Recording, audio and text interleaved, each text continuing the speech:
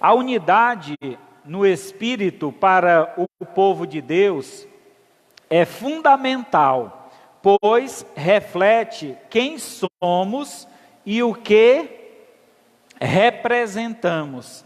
Sem essa unidade, não existe igreja, nem muito menos povo de Deus.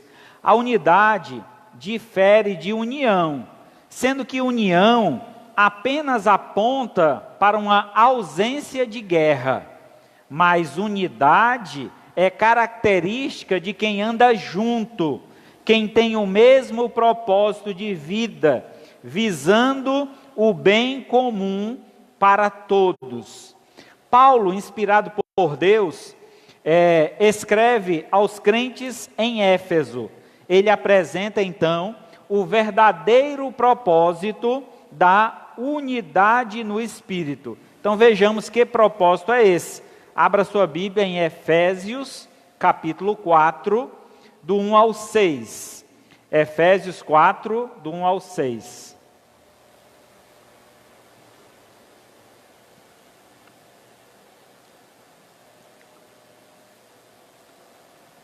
Efésios 4, do 1 ao 6, diz assim, então, a palavra de Deus. Rogo-vos, pois, eu, prisioneiro do Senhor, que andeis de modo digno da vocação em que foste chamado, com toda a humildade e mansidão, e com longanimidade, suportando-vos uns aos outros em amor, esforçando-vos diligentemente, por preservar a unidade do Espírito no vínculo da paz. Há somente um corpo, um Espírito, como também foste chamado, numa só esperança da vossa vocação. Há um só Senhor, uma só fé, um só batismo, um só Deus e Pai de todos, o qual é sobre todos e age por meio de todos, e está em todos. Oremos ao Senhor. Maravilhoso Deus, Pai de infinita bondade, louvado seja o Teu nome. Mais uma vez aqui, Senhor, chegamos diante de Tua presença, rogando a Tua graça e o Teu favor sobre cada um de nós, tantos que estão presencialmente aqui na igreja, como os que estão assistindo este vídeo, onde quer que estejam. Que o Senhor derrame da Tua graça, do Teu favor, dando ao Pai discernimento e sabedoria, para entender, Senhor, a importância da unidade no corpo de Cristo, para que nós possamos andar no Espírito, assim como o Senhor anda e exerce esta função, nós possamos também, como um corpo de Cristo, fazer a Tua vontade, cumprir o Teu propósito, andar em conformidade com a Tua santa palavra. Assim nós Te louvamos, Te agradecemos e pedimos, em nome do Teu Filho amado Jesus, que vive e reina para todo sempre. Amém. Meus irmãos, aqui na carta aos Efésios, Paulo vem discutindo, discursando sobre a doutrina, sobre a importância da doutrina, sobre a fé cristã, sobre o pecado, a transformação de Deus, do homem do pecado para a sua graça. No capítulo 2 ele fala isso, e aí no capítulo 3 ele fala então da vocação dos gentios e o apostolado de Paulo. Ele chega então ao capítulo 4, e ele passa então a dedicar do capítulo 4 até o capítulo 6 a prática da fé. Então o título dessa leitura é Unidade da Fé. Então o que ele quer justamente abordar, a partir deste capítulo, é a importância de nós colocarmos em prática todo o conhecimento que nós vemos adquirindo através da Escritura. Tudo que você vai aprendendo através da Bíblia, devemos então colocar em prática. Então nesse texto nós somos confrontados a praticar a unidade, tendo como objetivo a glória de Deus e a proclamação do seu nome. Então vejamos o que é necessário para vivermos esta unidade no Espírito.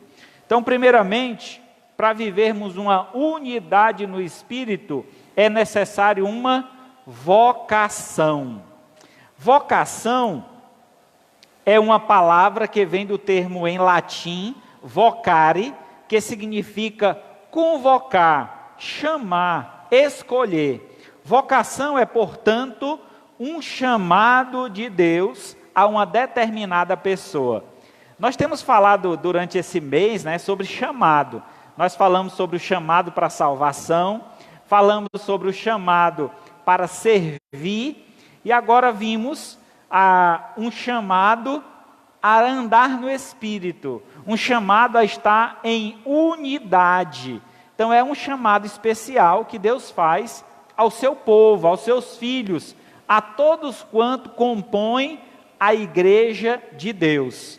Lá no versículo 1, ele diz: andei de modo digno da vocação em que foste chamado.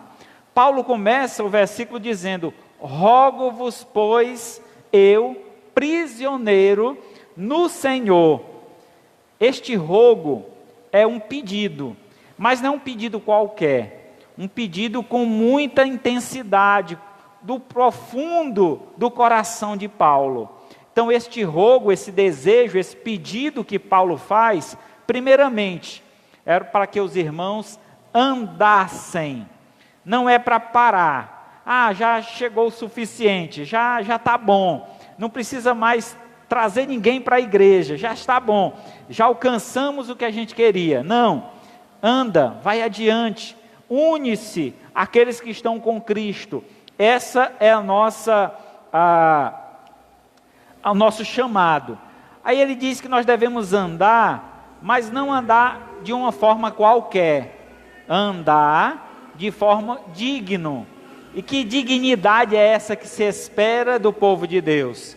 A dignidade que se espera do povo de Deus é, primeiramente, o reconhecimento em fazer parte deste corpo, em fazer parte desta união.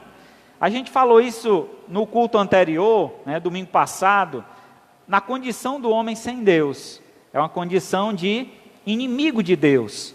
Mas quando reconhecemos Deus, quando aceitamos Jesus como Senhor e Salvador da nossa vida, nós então passamos a deixar a prática do pecado e passamos a viver uma vida nova, vivendo com dignidade, com justiça, vivendo em obediência. Então essa é a ideia que o texto nos transmite. Devemos então andar de modo digno. Aí a dignidade vem de acordo com o quê? Com a vocação em que nós fomos chamados. Então a vocação, a palavra vocação, como nós vimos, é um chamado de Deus. Então Deus tem nos chamado a fazer parte de uma unidade. Assim como Deus é um, nós sejamos um com Ele, juntamente com Ele. Deus então nos chama a uma unidade ou a uma vida de unidade no Espírito. Nós podemos ver isso claramente lá em João capítulo 17. João 17, do 20 a 23.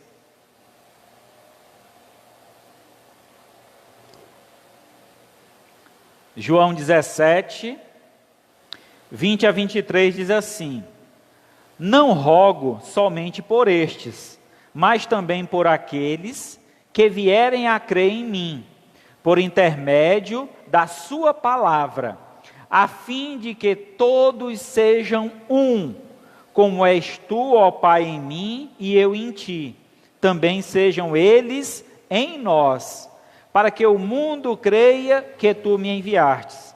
Eu lhes tenho transmitido a glória que me tens dado, para que sejam um, como nós o somos, eu neles e tu em mim, a fim de que sejam aperfeiçoados na unidade, para que o mundo conheça que tu enviastes e os amastes, como também amaste a mim.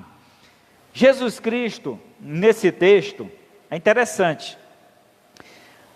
O texto que nós estamos usando como base, que é Efésios capítulo 4, no verso 1, Paulo inicia a sua fala com um rogo. Rogo-vos, pois eu, prisioneiro do Senhor. Jesus está fazendo a mesma coisa, mas só que esta leitura está inserida em uma oração, a oração sacerdotal.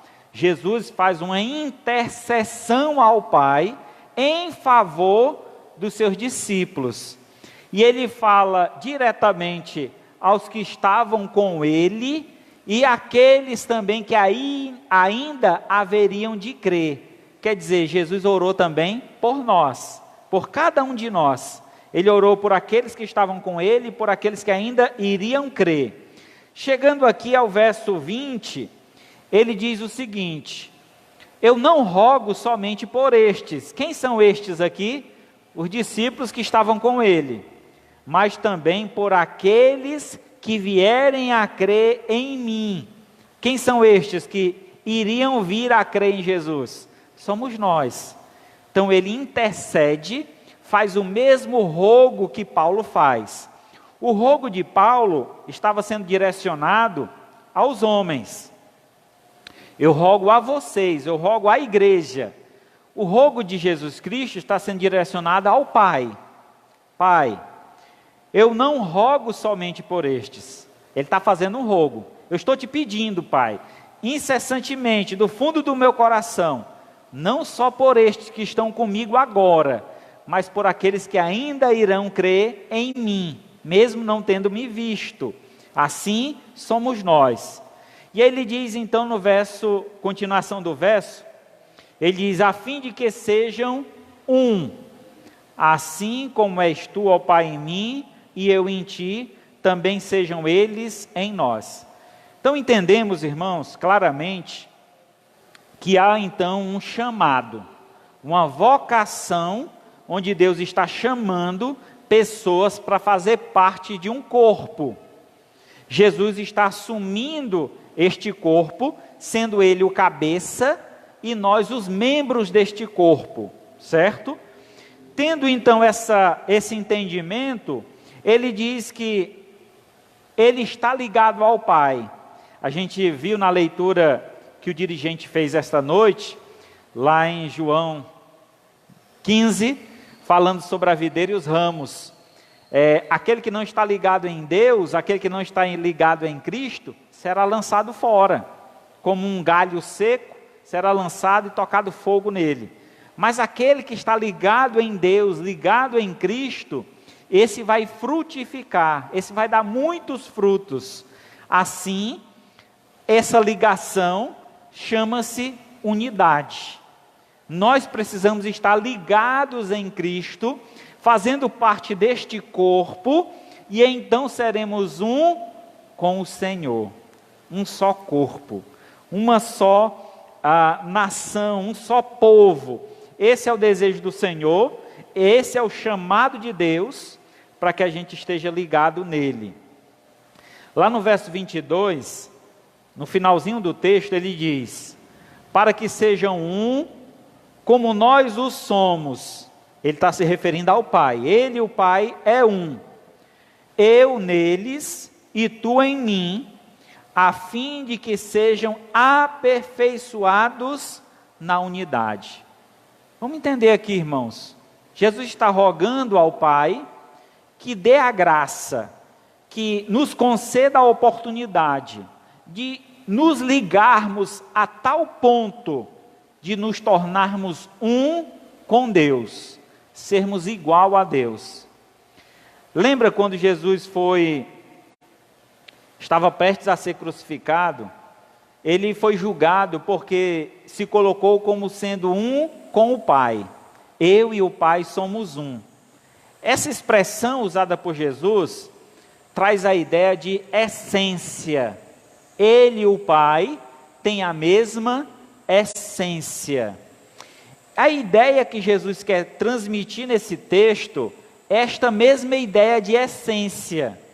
Nós precisamos estar unidos a Deus em essência. O que quer dizer isso? O que é ser unido em essência? A gente tem um ditado popular muito conhecido: filho de peixe, peixinho é. Se nós temos por consideração Deus tendo nos escolhido, nos chamado para sermos seus filhos, precisamos agir como filhos de Deus. Essa é a essência da unidade.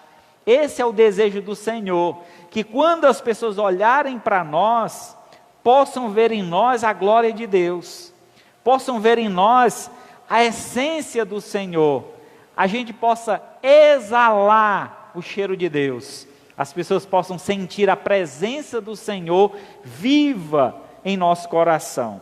Assim, irmãos, é o que Jesus afirma nesse texto, na sua oração sacerdotal. Ele expressa um desejo, esse desejo está sendo entregue diante do altar de Deus, Deus recebe esse pedido e exatamente convoca, exatamente vocaciona, chama a cada um de nós a fazer parte dessa essência, desse corpo, dessa unidade. Que tipo de unidade é essa? Já acabei de falar a vocês, né? Essa é a unidade de essência. Essa é a unidade que nós vemos na Trindade. É interessante. Às vezes as pessoas têm dificuldade de entender como é a Trindade. São 3 pessoas distintas. Quer dizer, temos o Deus Pai, o Deus Filho e o Deus Espírito Santo. Só que essas três pessoas é um só Deus. Então é uma essência. Os 3 têm a mesma essência. São pessoas distintas, quer dizer, são pessoas com personalidade, com desejos, pessoas com o seu jeito de ser, mas eles se unem em uma só pessoa. Então esse é o desejo de Deus, que a sua igreja, que o seu povo viva uma unidade a tal ponto que não haja diferença entre nós. Que quando o pastor Sibério pregar, é uma coisa, quando vier o irmão Fabrício pregar aqui, é a mesma coisa, porque nós temos a mesma essência, o mesmo sentido, a mesma visão teológica, a mesma visão de obediência, a mesma visão de servidão. Então há 3 pessoas, contudo, unicamente um Deus. A mesma essência e, contudo, a distinção nas pessoas, mas o que faz delas um só ser é a unidade de essência. Então há uma unidade que é marcada pela sua essência, pela sua inteireza, pelo seu caráter. Então a essência aqui traz a ideia de caráter, o caráter de Deus. É onde ele não pode negar a sua essência. Deus é o mesmo ontem, hoje e será para todo o sempre. Deus não muda, Deus é o mesmo. Então o cristão fiel a Deus, aquele que se uniu ao corpo de Cristo, ele não se afasta do Senhor, ele não abandona a sua fé, ele permanece firme até o fim, como diz a Escritura, né? Então nós precisamos estar firmes até o fim. Há distinção, por exemplo, nas pessoas, mas o que faz delas um só ser é a unidade de essência. Certamente, irmãos, nós somos diferentes um do outro. E essa é a beleza da criação de Deus, que Deus nos fez seres diferentes um do outro. Mas, no entanto, quando nos unimos com o propósito do qual Deus nos fez, que é a glória do seu nome, nos tornamos então uma unidade com uma só essência. Qual é o propósito da vida da igreja? A glória de Deus. Qual é o propósito da vida de cada ser humano? A glória de Deus. Então, se nós temos o mesmo propósito, o propósito como unidade é glorificar a Deus. E o meu propósito como pessoa se meu propósito como pessoa é glorificar a Deus, meu propósito como igreja e unidade no corpo de Cristo também seja glorificar a Deus. Isso é o que? Essência. A minha essência, o meu caráter está envolvido com o propósito. E o meu propósito é fazer a vontade de Deus aqui, unicamente, sozinho, como também com toda a minha igreja reunido.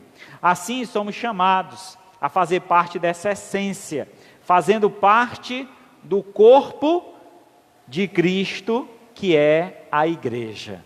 Então, quando eu me coloco à disposição do Senhor, quando eu o recebo como Senhor e Salvador de minha vida, eu então começo a fazer parte deste corpo, e logo aqueles desejos do passado, as minhas prioridades, elas vão ser transformadas, elas vão ser moldadas. A Bíblia diz: aquele que pecava, não peques mais; aquele que roubava, não rouba mais; aquele que mentia, não mente mais. Então, é uma mudança de caráter. Nós mudamos então de uma vida de pecado para vivermos a vida como se fosse a vida de Deus, a vida do próprio Cristo, imitando a Cristo, sendo pequenos cristos, que é o que significa a palavra cristão, pequenos cristos. Então nós vimos claramente aqui no texto que há uma primeira necessidade, a necessidade de reconhecer esse chamado de Deus. Deus está convocando, Deus está chamando para que nós andemos em unidade, vivamos unidos, fazendo a vontade de Deus. Em segundo lugar, para que haja essa unidade, é necessário que haja então um exercício.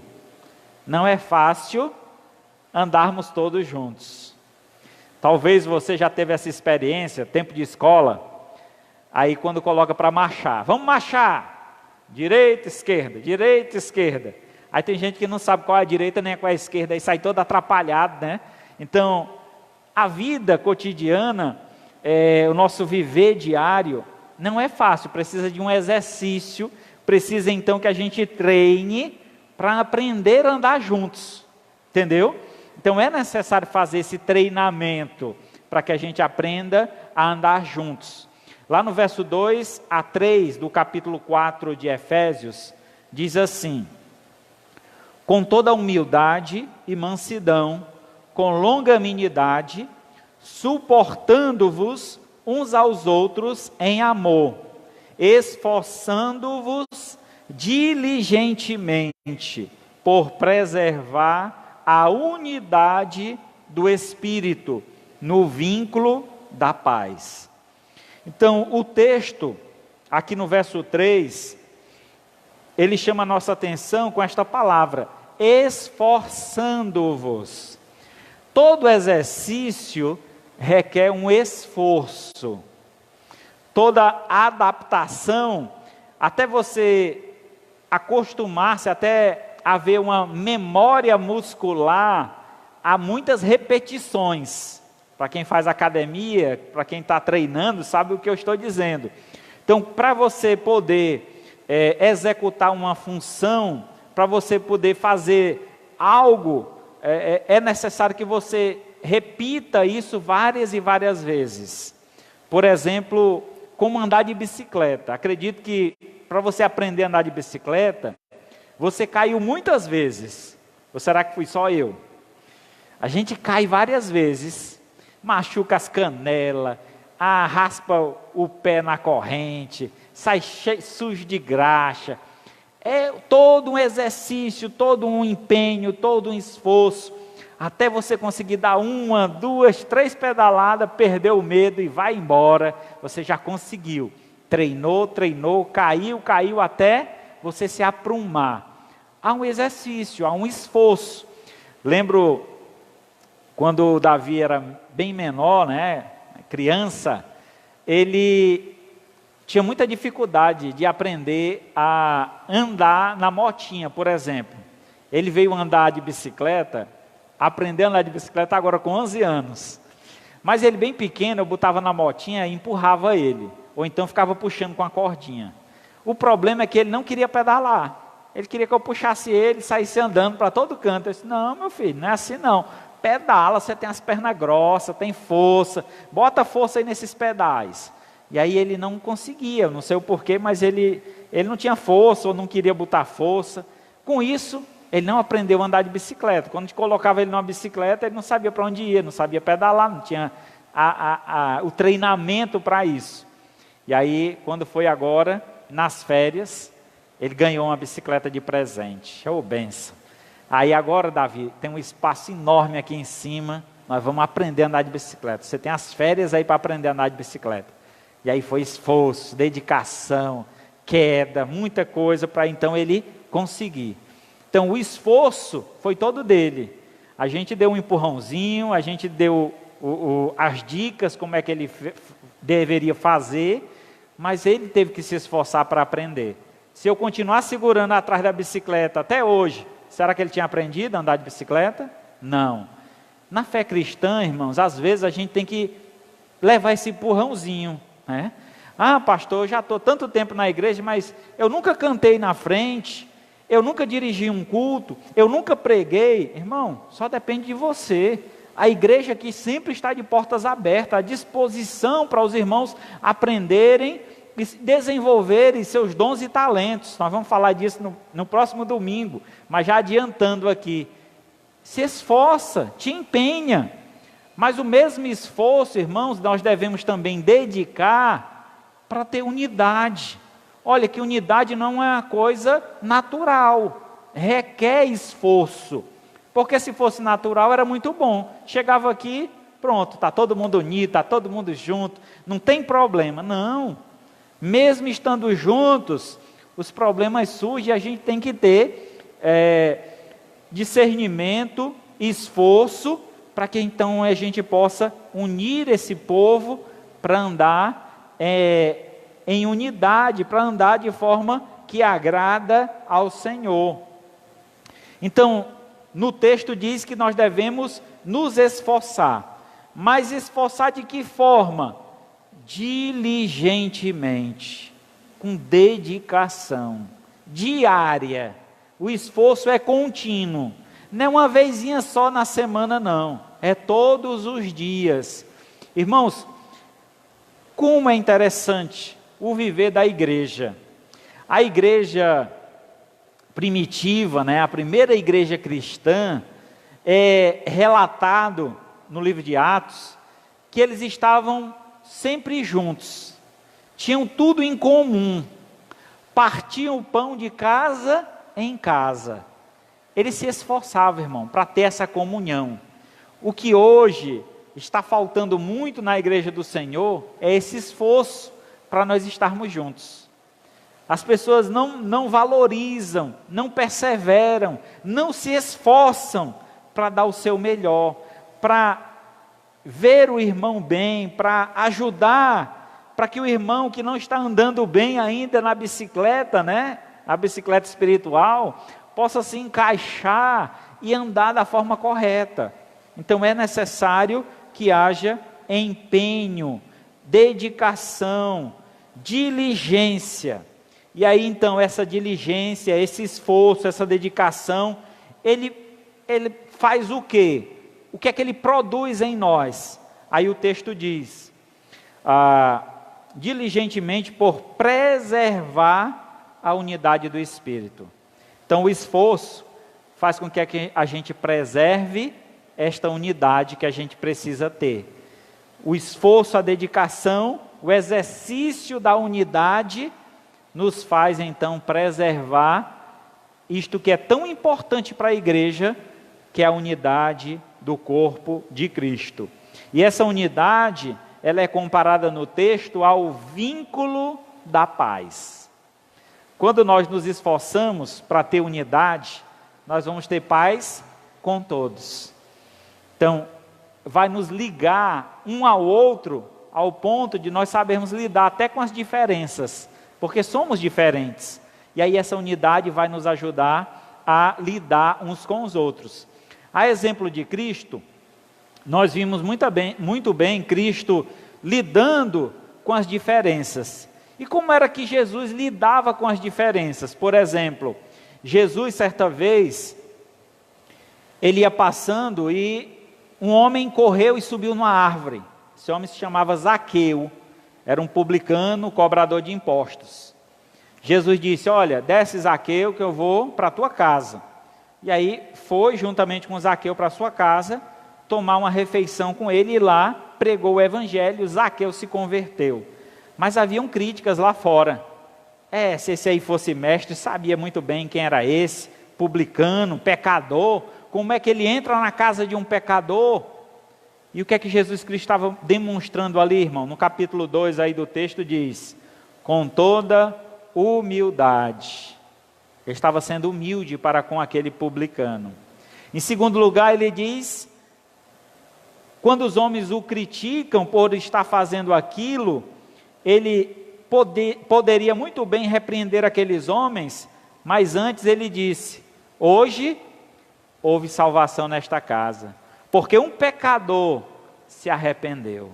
Irmãos, ali é a mansidão de Jesus, não se deixar abalar pelo que os outros estão dizendo, os outros estão falando. Como é que pode isso acontecer no meio de nós? Eles tenham calma, tem um propósito. Todas as coisas cooperam para o bem daqueles que amam a Deus. Irmãos, até as coisas ruins que acontecem na nossa vida têm um propósito de Deus.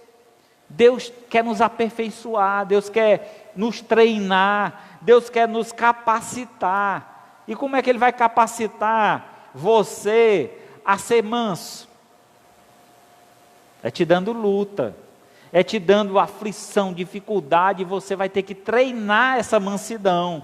É você estar do lado de um irmão que reclama, e você aprender a lidar com aquele irmão, tendo mansidão, calma, para ensinar aquele irmão: irmão, não é assim, irmão. Irmão, tenha calma. Irmão, não seja assim. Olha o que a palavra de Deus diz. Então, é assim que o Senhor nos treina. É justamente o campo de treinamento de Deus. É o deserto, é a luta, é a batalha, é onde nós menos esperamos. É ali onde Deus está trabalhando no nosso coração, na nossa mente, para que a gente seja uma pessoa melhor. Aí o texto ainda continua dizendo que é com longanimidade, suportando uns aos outros em amor. Irmãos, imagina Jesus. A gente se irrita por qualquer coisa, né? Imagina Jesus Cristo. O que Ele passou e a mansidão que aquele homem teve. Quanta coisa Jesus teve que suportar. Jesus pregando amor, falando de amor, e os homens exigindo: nos dá uma prova que tu é filho de Deus, faz alguma coisa aí, um milagre, opera alguma coisa aí. E os homens exigiam isso de Jesus. Jesus mostrando, falando. Muitos diziam: ninguém consegue falar como Jesus fala. As coisas que esse homem diz, nenhum sábio deste mundo já falou. Mas, no entanto, não o reconheciam como filho de Deus. Ele precisava fazer milagres, curas, e ainda assim, o povo ainda não cria, não aceitava. E aí veja, tamanho aflição Jesus suportou.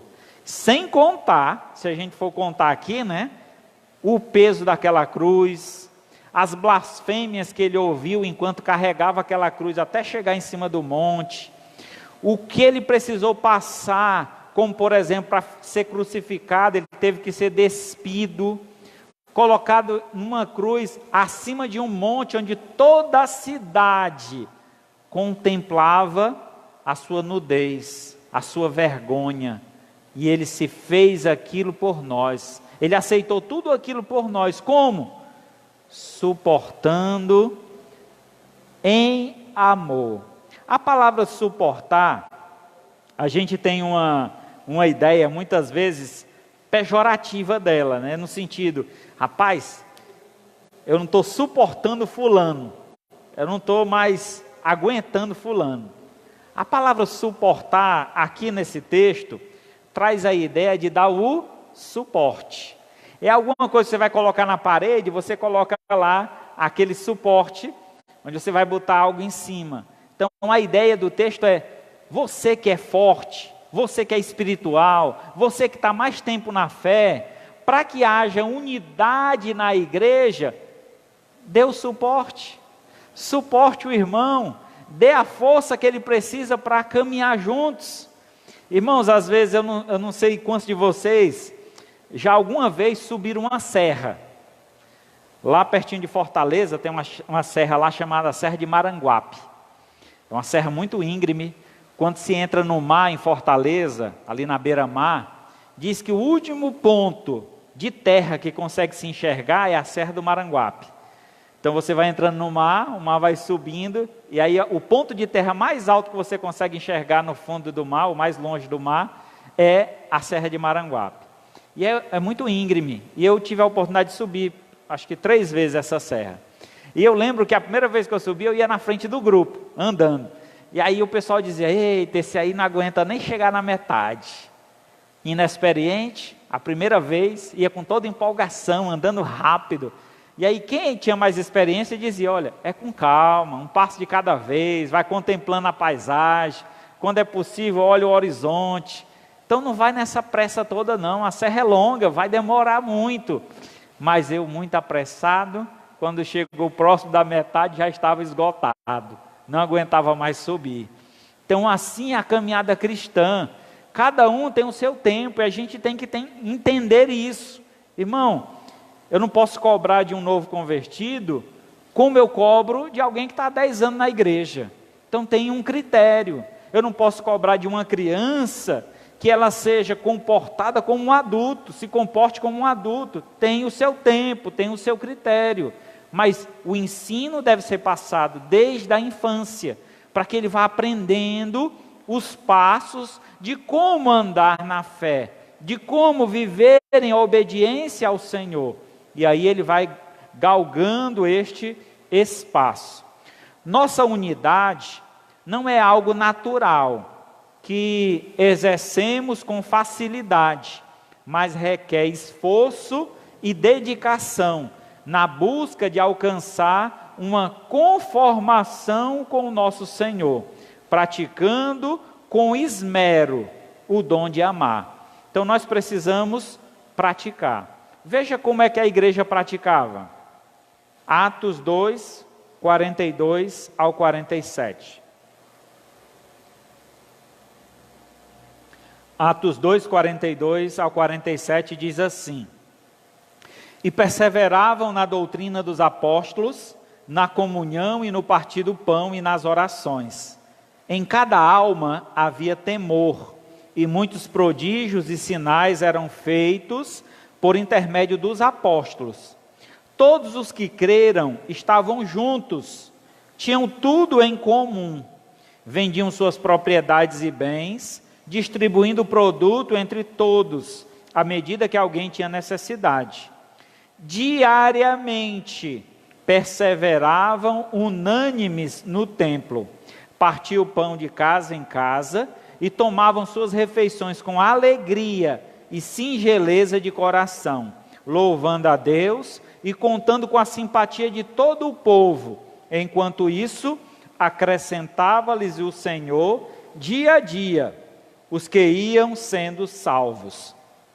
Então o texto aqui relata claramente como era esse esforço da igreja, como é que a igreja primitiva aprendeu a viver a unidade. Aprendeu como? Exercitando. Como era esse exercício? Ele diz aí o texto, eles perseveravam na doutrina, na comunhão, no partir do pão e nas orações. Havia uma perseverança em tudo que eles faziam. Ah, é para o Senhor? Pois vamos lá, não importa o tempo que vai durar. Ah, este culto está demorando muito, essa mensagem do pastor que não acaba logo, é para o Senhor? Pois eu vou aguardar o tempo que for, eu vou passar o tempo que for necessário. Eu tenho certeza, para aqueles que gostam de futebol, você está assistindo um jogo e está 0-0. Termina o primeiro tempo, pai, 0-0, nada ainda. Vai para o segundo tempo, 0-0, você pede, rapaz, uma prorrogaçãozinha aí, pelo menos uns 10 minutos para ver se sai um gol. Dá uma prorrogação e nada, 0-0, rapaz, bota aí pelo menos para os pênaltis, vê se sai algum gol. Então a gente tem essa ansiedade de ver resultados, de ver respostas. Com relação às coisas de Deus, irmãos, a gente não deve medir esforços. Está olhando para o tempo, se acaba, se não acaba. Eu vou para a igreja, mas tal hora tem que acabar. Muitas vezes você não chega nem no horário, mas quer que termine no horário. A gente tem que ter consciência, irmãos. Quando vamos fazer algo para Deus, tem que ter perfeição, é claro. Temos que dar o nosso melhor. Temos que ter regra, tempo é importante. Mas não podemos ficar limitados a isso. Eu só faço assim, só é desse jeito. Se não for desse jeito, eu não faço.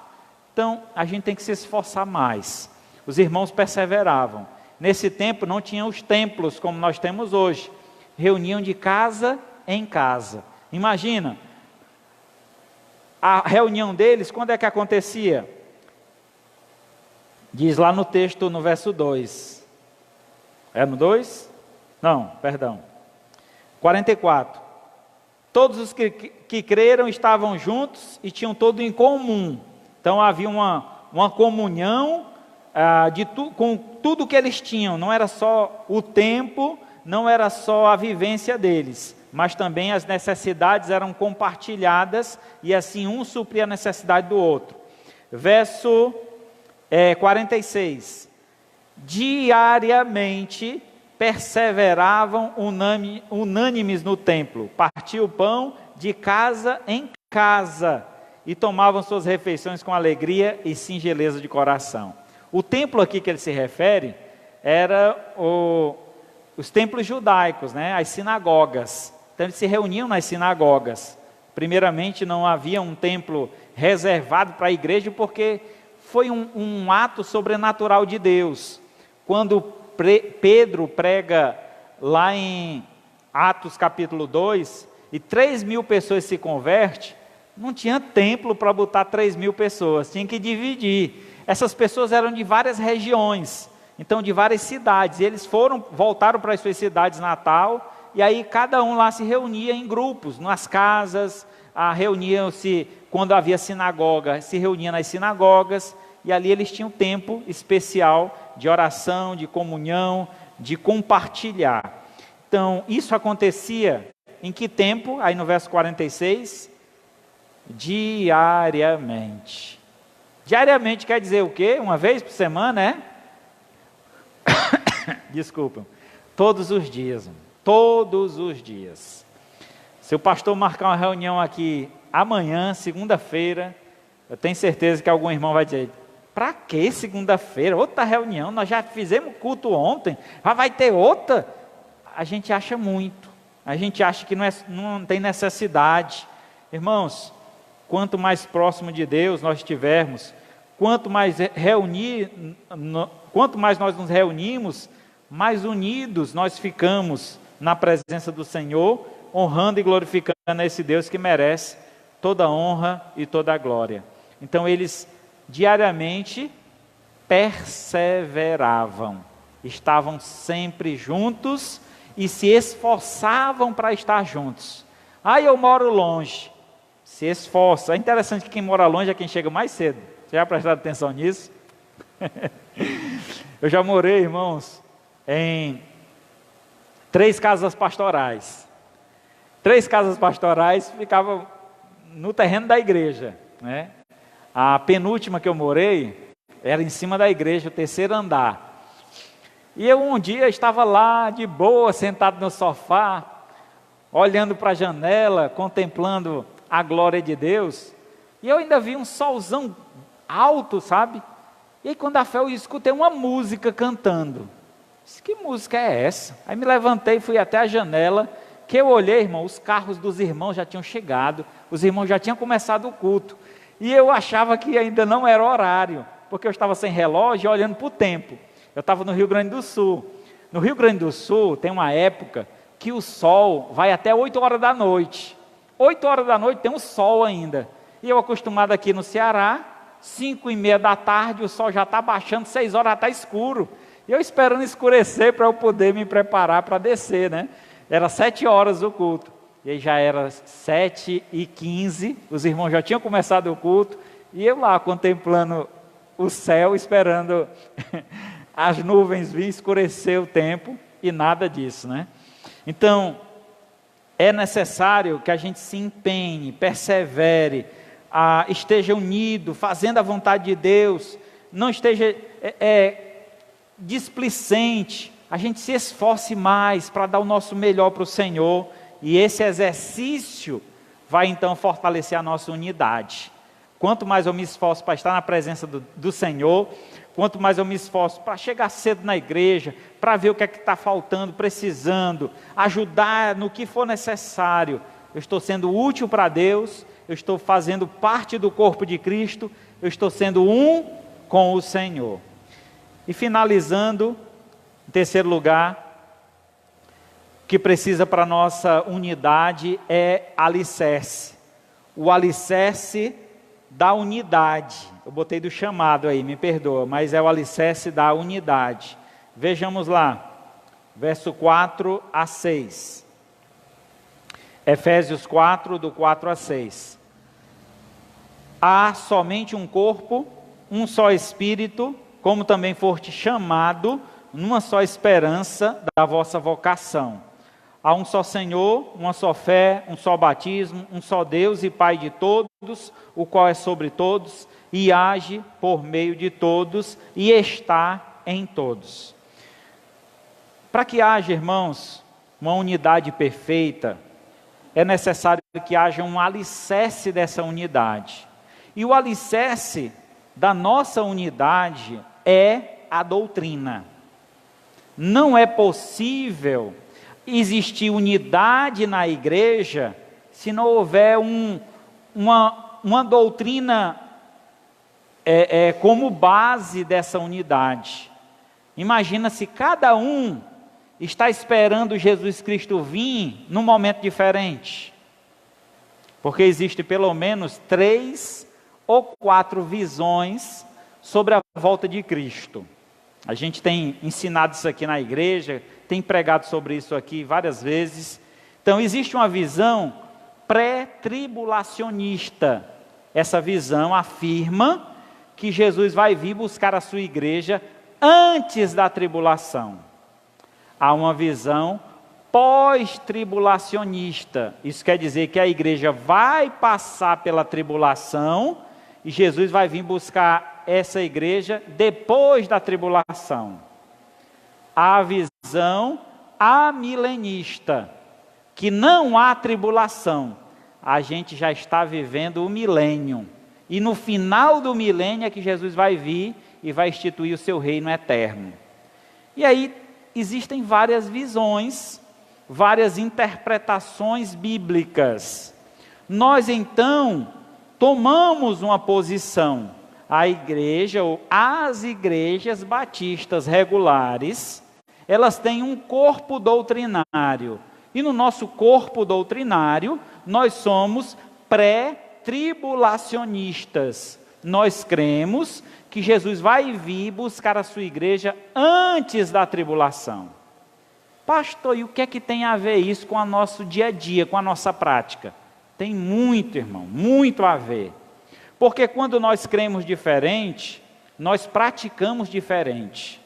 Por exemplo, se eu creio que a vinda de Cristo é a qualquer momento, e eu preciso estar preparado, eu estou em todo o tempo ligado com Deus, fixado nessa ideia. Mudou o governo, eu tinha que ter votado nesse, eu votei naquele. Isso para mim não importa. Eu faço o meu papel como cidadão, eu coloco o meu voto em quem eu creio que seja mais próximo do propósito divino, e no final das contas, Deus é quem vai realizar o que Ele quer. Eu não me preocupo, eu não vou me matar, eu não vou brigar com os meus amigos, com meus familiares, porque não tem o mesmo partido que eu, o mesmo governo que eu. Meu governo é Cristo. Eu espero Cristo voltar. Não existe nenhum governo nesse mundo que possa fazer desse mundo um paraíso. Só o meu Deus. Só Ele tem um paraíso reservado para mim e para aqueles que creem nele. Só Deus. Então, quando eu não creio no pré-tribulacionismo, eu posso estar numa perspectiva de melhora desse mundo. Porque o pré-tribulacionista, ele sabe que o mundo vai ficar ruim, e tem que ficar ruim. Para quê? Para que então o anticristo venha, institua o seu reino, e aí Jesus vem, leva a sua igreja, e as coisas vão acontecer aqui na terra. É prática da doutrina. A minha doutrina está junto com a minha prática. Então é importante que a igreja tenha a mesma visão doutrinária, tenha a mesma prática doutrinária, porque senão fica difícil de andar juntos. Há um alicerce doutrinário, há uma convicção que precisa ser pautada, ensinada desde a base, para que então nós cresçamos com esse entendimento e aguardamos a vinda do nosso Senhor. Aqui é só um detalhe, é só uma doutrina, mas nós temos milhares de doutrinas a estudar, a se definir, e é importante que a gente tenha uma mesma visão. A base da nossa unidade é o que nos mantém firmes e perseverantes. Essa base é a doutrina bíblica, que nos une em um só propósito, de fé e prática. Pois como andarão dois juntos se não houver comum acordo? Como é que é possível conviver em uma igreja com vários pensamentos doutrinários divergentes? Irmãos, eu digo isso porque eu já vivo em igreja há 24 anos. 24 anos eu convivo em igreja. Eu tinha uma senhora numa igreja, na primeira igreja que eu congreguei. Essa senhora era pentecostal, mas ela vivia na nossa igreja batista regular. E ela queria cantar os hinos da igreja pentecostal. Ela, quando tinha a oportunidade de falar, ela queria falar sobre pentecostalismo dentro da igreja. E uma vez eu cheguei para ela e disse: irmã, me diga uma coisa, eu não tenho nada contra a senhora é minha irmã em Cristo, mas essa igreja onde a senhora está é batista regular, ela não é pentecostal. A senhora está em confronto diário, todas as vezes que o pastor prega, a senhora é contra o que o pastor prega. Todas as vezes que um irmão fala um assunto, a senhora tem uma opinião diferente. O que é que a senhora faz aqui, minha irmã? Ah, pastor, eu tenho um chamado de Deus para fazer essa igreja ser pentecostal. Essa irmã, eu vou lhe ensinar uma coisa. Batista é conhecido por batismo. Batista vem de batismo. Aquele que batiza de novo. Só já viu madeira molhada pegar fogo? Eu disse: não vai dar certo, irmã. Pentecostal é um grupo doutrinário. Se a senhora tem essa tendência, tem essa visão, irmã, vá em paz, irmão. A igreja está aí de portas abertas. Vá a uma igreja que a senhora se sinta bem, que aquela doutrina comunga com a sua ideia, que a senhora crê que seja a verdade que vem da Escritura. Pronto, é ali que a senhora quer ficar? Pois fique lá. Mas está em uma igreja com divergências doutrinárias, levantando polêmica, discutindo, eu não creio, o pastor está errado, isso é assim, é assado. Meu irmão, isso aí vai atrapalhar justamente essa unidade do corpo da igreja. A igreja precisa ter um só pensamento, uma só fé, um só espírito. É tanto que as colocações que são feitas no texto aí, elas trazem essa afirmação: olha, há somente um corpo, há somente um espírito, há somente uma esperança, há somente uma vocação, há somente um Senhor, há somente uma fé, há somente um batismo, um só Deus. É um só. A doutrina precisa estar centralizada na Escritura. É isso aqui que nós cremos. Está na Bíblia, pastor? Está. Eu vou observar, eu vou analisar, eu vou aprofundar o meu conhecimento. Pronto, pois faça isso. Mas eu passei 4 anos no seminário estudando para ensinar a igreja. Aí eu chego na igreja para as pessoas dizer que eu estou errado. Não, está errado, pastor, não é assim não, é assim também, é do outro jeito. Lá no seminário eu não estudo só a doutrina que a gente passa para vocês, não. A gente aprende várias ramificações das doutrinas, que elas são assim, tem várias ramificações. Mas cada igreja, cada denominação, ela toma uma decisão de seguir uma corrente doutrinária. E nós temos essa corrente doutrinária e precisamos preservar ela, porque senão, irmão, nós perdemos a nossa identidade. A tua igreja, que igreja é? Tem uma igreja lá em Fortaleza que tem o nome de Igreja Batista Universal do Sétimo Dia. Juntou 4 igrejas, irmão, numa só.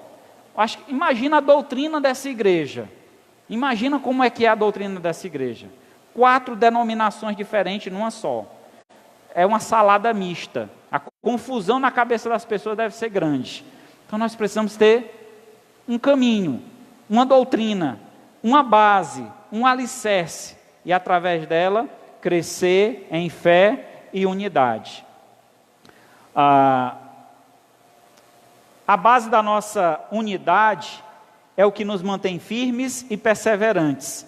Essa base é a doutrina bíblica que nos une em um só propósito de fé e prática. Pois, como andarão dois juntos se não houver comum acordo? Abra aí Filipenses 2, do 1 ao 4. Filipenses 2, do 1 ao 4.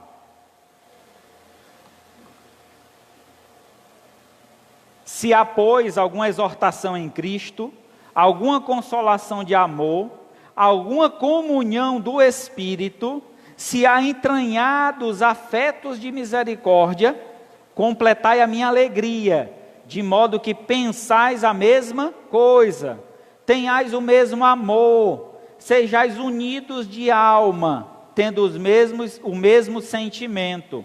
Nada façai por partidarismo ou vanglória, mas por humildade, considerando cada um os outros superiores a si mesmo. Não tenha cada um em vista o que é propriamente seu, senão também cada qual o que é do outro. A primeira igreja que eu pastoreei, a gente tinha um grupo de jovens muito grande, 60 jovens nós tínhamos nessa igreja. E eu lembro muitas vezes que esses jovens chegavam para mim com perguntas cabiciosas. E eles já tinham a posição deles, mas eles me faziam uma pergunta como que querendo me provar. E as primeiras vezes eu tinha maior cuidado de contar os detalhes, dar os versículos bíblicos, fazer a resposta toda elaborada para eles. E aí quando é depois eles discordavam de mim, diziam, não é assim não, é assim. E saíam, viravam as costas e saíam. Eu percebi que eles não queriam aprender, eles só queriam confrontar. Quem é que fazia isso? Muito na Bíblia. Os fariseus faziam isso com Jesus. Eles tinham um pensamento doutrinário, e aí chegavam para Jesus e faziam perguntas, por exemplo, sobre divórcio, sobre recasamento, e queria que Jesus se posicionasse. Diga aí, Jesus, como é? Quem é que está certo? E Jesus então trazia para a Escritura. Como foi desde o princípio? Deus criou homem e mulher. E o que foi que ele disse quando criou homem e mulher? Os dois iriam se unir, tornando uma só carne. E o que Deus uniu? Não separe o homem. Aí eles, podendo ouvir essa palavra, que vinha da palavra de Deus, da Bíblia, eles confrontam. Mas Moisés, que Deus deu direito a ele de dar carta de divórcio. Ele disse, sabe por que Deus fez isso? Pela dureza do vosso coração. Mas não foi assim desde o princípio. Então há situações, irmãos, que Deus permite que aconteça, mas não é a vontade de Deus. Deus permitiu que Moisés desse carta de divórcio ao povo que estava saindo do Egito, vindo casado com pessoas do Egito, que tinham aquela cultura pagã, que adoravam outros deuses. Ele disse, olha, pode dar a carta de divórcio para esse. Nós vamos fazer um só povo. A gente vai se unir em um só pensamento, em um só grupo. Esse era o desejo de Deus, que a gente tivesse uma unidade no corpo. Ah, pastor, mas existem várias igrejas, certo? Mas cada igreja tem a sua doutrina. Cada igreja tem o seu corpo doutrinário, a sua linha de pensamento. Se eu não me afino com esta linha qual eu estou, eu tenho toda a liberdade para procurar uma outra igreja. Eu cheguei uma vez numa igreja, na verdade eu estava na igreja, chegou um grupo de 12 pessoas. Pastor, nós saímos da igreja que nós estávamos, porque o líder da igreja é uma pastora, e ela estava pregando sem nem usar a Bíblia. E a gente questionou por que ela não usava a Bíblia, e ela dizia, não se preocupe, eu falo de Deus, diretamente de Deus para vocês. Então aquela mulher dizia que não precisava da Bíblia, porque ela falava direto de Deus para as pessoas. Ela era um canal de Deus para as pessoas. Eles acharam estranho, não concordaram com aquilo e saíram, um grupo de 12 pessoas. E aí ao chegar lá na igreja, e o que é que vocês estão atrás? Eu perguntei a eles. Ah, pastor, nós estamos atrás de uma igreja reformada. Eu disse, pronto, essa aqui eu acabei de pintar, tá bom para vocês? Reforma é uma linha de pensamento, é um grupo que tem uma doutrina. E eu disse para eles, olha, nós não somos reformados. Igreja Batista Regular não é reformada. A gente comunga com algumas doutrinas e ideias da reforma protestante, mas nós não somos reformados. Você pode assistir aqui, conheça a nossa doutrina, eu vou passar para vocês um estudo bíblico. Se vocês acharem que esta igreja ela é bíblica, ela é fundamentada nas doutrinas bíblicas e quiserem estar conosco, será um grande prazer. E assim foi, assim alguns ficaram, outros não. Mas eles ficaram conscientes de que aquela igreja, como é que ela era? Ela tem a sua doutrina, a sua forma, e aí eu preciso me adaptar a essa doutrina, a essa forma, para ter unidade. Senão vou estar criando rivalidade dentro da igreja, partidarismo dentro da igreja. O texto aqui é muito claro, que é preciso a gente pensar a mesma coisa, ter o mesmo amor, ser unido de alma, tendo os mesmos sentimentos. E nada fazer por partidarismo ou por vanglória.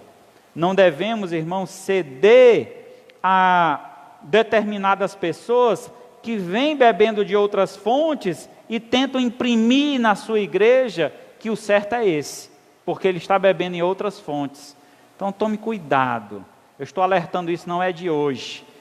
Isso tem sido um mal que tem se instalado em nossa denominação, não só na igreja, mas na denominação como um todo. Então é preciso estar de olho bem aberto, os ouvidos atentos. Qual é a nossa doutrina? Por que eu sou batista regular? O que é ser batista regular? Talvez você precise estudar mais isso, se você ainda não tem firmeza. Então estude, se aprofunde nesse conhecimento, que vai ser muito útil para a vida. Concluindo então,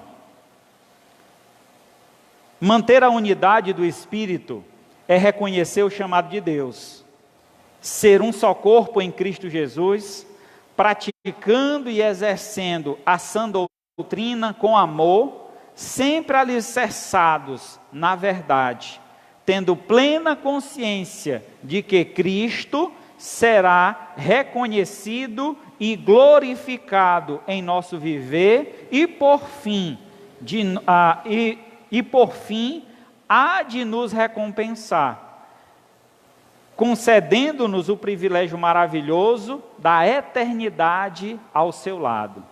Então, andar em unidade é cumprir o chamado de Deus, o propósito do Senhor em ser um corpo em Cristo, vivendo e praticando a sã doutrina, estando alicerçado nela, para que nada venha nos afastar. E esse alicerce deve ser baseado na verdade, na palavra do Senhor, para que então, nos dias que se aproximam, nós possamos ser recompensados pelo Senhor, que não trabalhamos em vão, nos esforçamos com o propósito de glorificar o Senhor, e o resultado disso é a eternidade ao lado de Deus. Concluindo em 1 Coríntios 1,10, rogo-vos, irmãos, pelo nome do nosso Senhor Jesus Cristo, que falei todos a mesma coisa, que não haja entre vós divisões, antes sejais inteiramente unidos, na mesma disposição mental e no mesmo parecer. Assim, irmãos, se agirmos de acordo com a palavra do Senhor, teremos uma perfeita unidade, de um só corpo, onde os membros são funcionais, um está ligado ao outro. O que eu faço beneficia o outro, e o que o outro faz me beneficia. Assim é que um corpo funciona. É assim que nós devemos estar, unidos para servir a Deus e glorificar o seu santo nome. Amém? Louvado seja Deus por isso. Maravilhoso Deus, Pai de infinita bondade, muito obrigado, Senhor, por esse tempo, pela palavra, pela oportunidade de poder expor, Senhor, o desejo do Teu coração em ter uma igreja unida, uma igreja funcional, uma igreja, Senhor, que está alicerçada na Tua santa palavra, que as doutrinas, Senhor, que compõem o nosso corpo doutrinário, aquilo que cremos através da Tua palavra, seja realmente fortalecido, que esta igreja esteja bem firmada na fé, para que os intempéries deste mundo, ó Pai, muitos são, não venha abalá-los e retirá-los da presença do Senhor, mas que a confiança, a fé, a perseverança, faça-nos cada dia mais unidos para Te servir e cumprir com o Teu propósito nesta terra. Que a graça do Senhor Jesus, o amor de Deus, o nosso Pai, a comunhão e a consolação do Espírito Santo, seja com todos nós, o Teu povo, hoje e para todo sempre. Amém. Graças a Deus.